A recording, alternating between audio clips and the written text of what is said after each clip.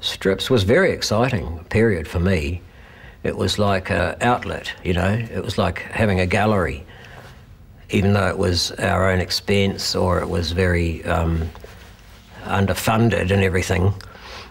It was still a system we had going where somebody would collate it and somebody would print it, and very minimal distribution happened, but it got out to some people. So in a really basic way, it was a format and an outlet. And that was what it was exciting to me, and it inspired me to do regular strips. But knowing that there was another issue coming out drove you on to do more work.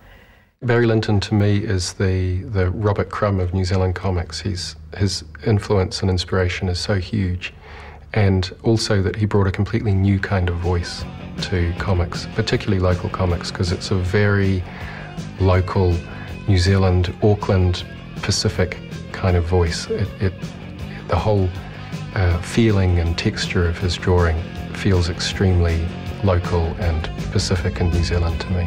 Underground comics was the period when I first got really inspired by it, and at that time it seemed very easy and accessible, much like punk rock did to a later generation. It looked like anyone could do it.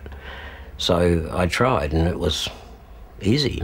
Totally different to the Marvel superhero pantheons. Nobody was trying to save the world, they were all just commenting on the world in a much more honest and down-to-earth way.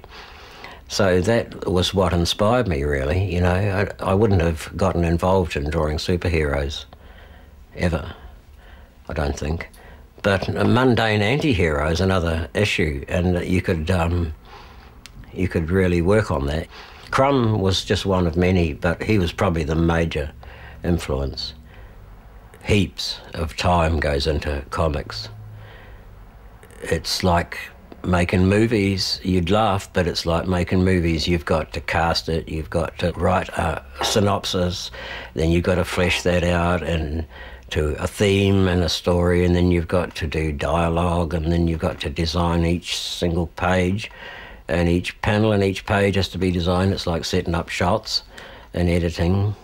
The whole thing has to be designed and knocked together like building a ship. It's not a simple thing to put together a comic book. Maybe a year I've worked on my latest story, which is 56 pages.